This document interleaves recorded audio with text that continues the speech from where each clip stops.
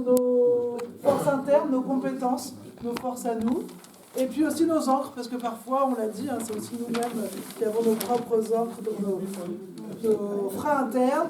Et puis pour atteindre quoi? Moi j'aimerais bien que vous commenciez par échanger dans le groupe, après vous ferez comme vous voulez, mais que vous commenciez à vous dire aujourd'hui, sur les mêmes couleurs post-it, la verte, c'est quoi notre vision? Vers où on veut aller? À quoi il sert le milieu associatif en milieu rural aujourd'hui?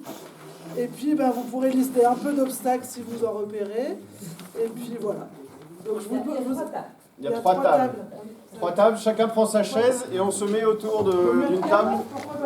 Et puis alimenter le réseau UBAPAR et aussi les autres réseaux. Et puis une question sur réinvestir, de nouveau représenter la parole rurale au niveau du MAB ou du CRAGEP ou de l'autostructure.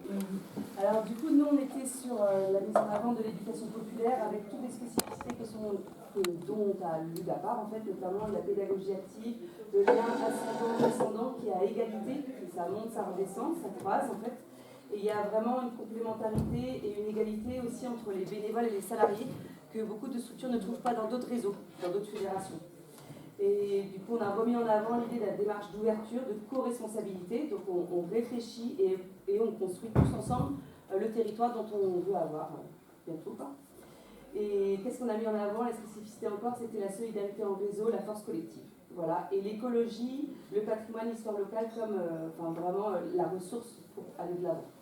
Donc c'était vraiment tout ça qui est ressorti, parce que bravo. Nous, on est parti des enjeux de la société actuelle, c'est-à-dire les transformations environnementales et puis des enjeux aussi sociaux.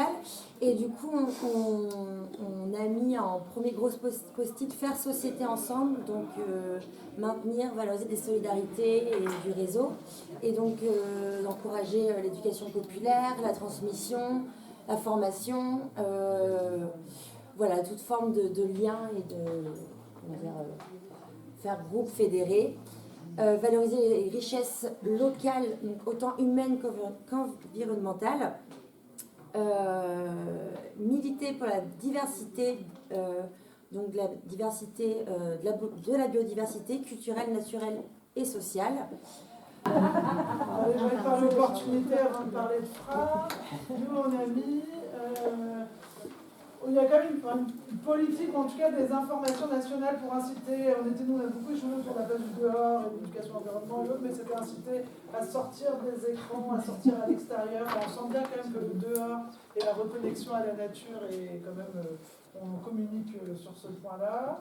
On disait aussi qu'il y avait eu quand même une prise de conscience de l'urgence écologique, peut-être sûrement il y a 40 ans par rapport à aujourd'hui. Parce qu'on est dans l'action, on avait des doutes, mais la prise de conscience était là. Après, on a dit que finalement, la société, il y avait de plus en plus de retraités, même si maintenant on vient de se rendre compte qu'ils vont être plus vieux. Mais il y avait aussi des humains et des gens pour s'appuyer sur cette place qu'on avait échangé sur les bénévoles.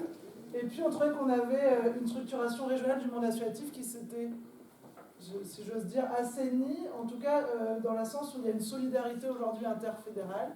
Il y a beaucoup moins de concurrence qu'on a pu connaître dans les 40 ans de mouvement.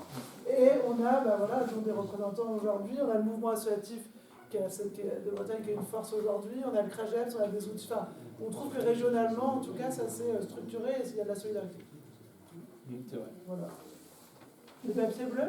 Opportunité externe, nous on a mis juste donc, la politique qui peut être favorable comme l'inverse, et les dispositifs d'aide qui peuvent être favorables ou l'inverse. David?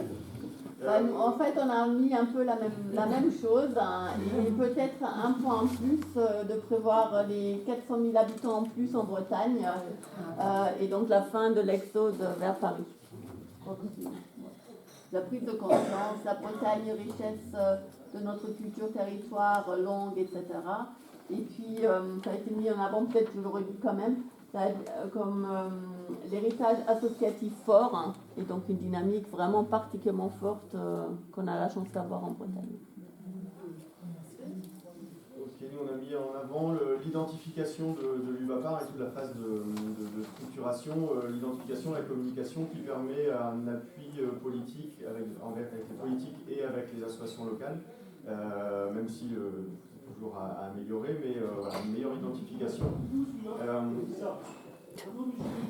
La complémentarité entre le local, le départemental, le régional qu'on a mis là, mais qu'on s'est posé la question si ça pouvait être aussi dans les enjeux, si ce n'était pas un frein aussi. Enfin, voilà, c'est un peu compliqué cette complémentarité, là, l'articulation entre les différents échelons.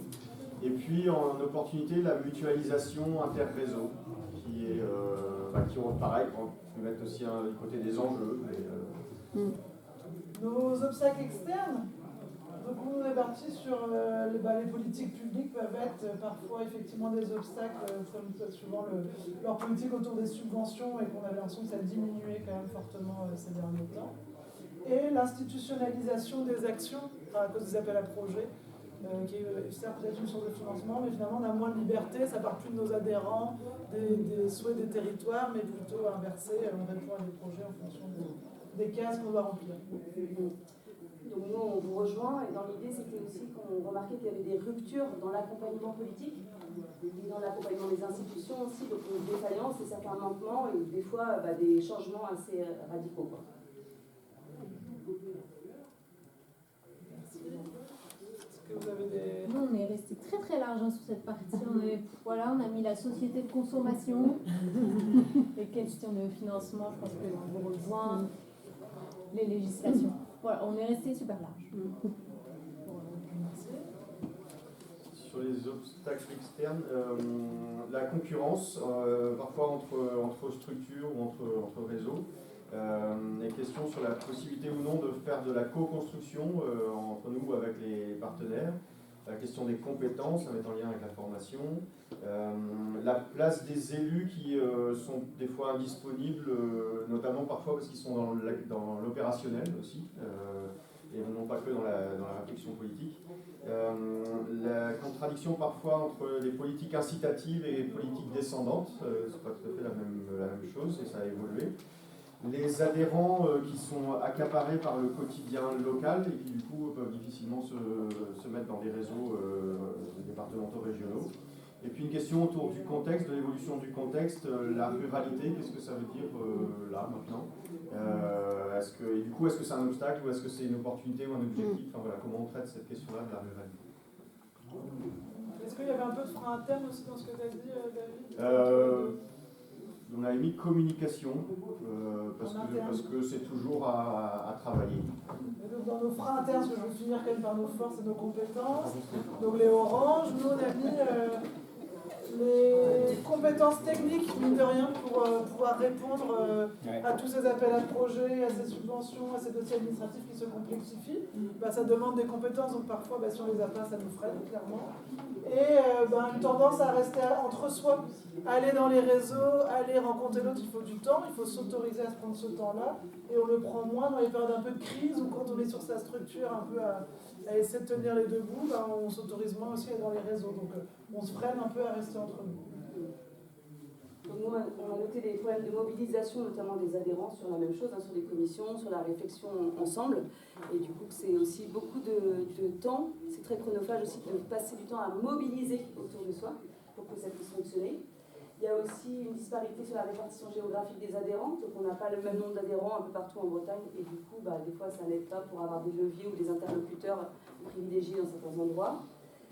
Après, on l'a mis en frein interne, je ne sais pas si c'est en frein interne qu'on devrait le mettre, mais c'est les centres d'accueil, on en a beaucoup parlé aujourd'hui. Les centres d'accueil sont hyper fragilisés, c'est un vrai travail d'accompagner les centres d'accueil aujourd'hui avec l'hébergement restauration pour des places de découverte, et puis on voit que ça a diminué très très fortement. Voilà. Et puis l'autre, c'était on a déjà raté l'apéro. C'est Michel qui l'a mis. Est-ce que vous avez du orange? Ouais. Alors peut-être que c'est une réponse plus d'adhérents. Il y a la question sur les structures adhérentes de recherche de bénévoles aussi. La question des conflits réguliers ou peut-être en hausse. C'est un peu ce que tu soulignais. On a l'impression que dans le milieu associatif en général, en Bretagne, que ce soit à l'UBAPAR et ailleurs, les conflits entre permanents, salariés et bénévoles sont de plus en plus fréquents et de plus en plus lourds et empêchent les associations de fonctionner. C'est-à-dire que c'est chronophage, ça mange la moitié du temps pratiquement de certaines assos, ce qui fait qu'elles n'avancent plus. Et ça, c'est une vraie préoccupation en ce moment. Et parce que je l'observe dans énormément d'associations. Ouais. et avec une question de souffrance au travail aussi et de positionnement au travail des salariés. Alors, il y avait une question de souffrance au travail, d'une manière générale aujourd'hui des jeunes dans leur travail. Et aussi, c'est cette question récurrente de l'engagement des salariés et des bénévoles par rapport à leur militantisme aussi. Qu'est-ce qu'on attend de chacun? Ce positionnement qui n'est pas toujours simple et qui peut être à l'origine de conflits. On a eu cet échange-là aussi, c'est intéressant. Et alors, nos forces internes, nos compétences. Alors, on a parlé de tous nos outils qu'on utilise, nous, l'éducation, l'environnement, la formation, la culture, le sport, l'informatique, un réel savoir-faire. En tout cas, on a relisté sur un petit les savoir-faire et surtout de tous les adhérents réunis. Et on s'est dit que le réseau permettait d'être une locomotive pour les adhérents, d'impulser une dynamique, en tout cas de garder cette motivation, et puis de faire dans une logique d'intelligence collective qui permet.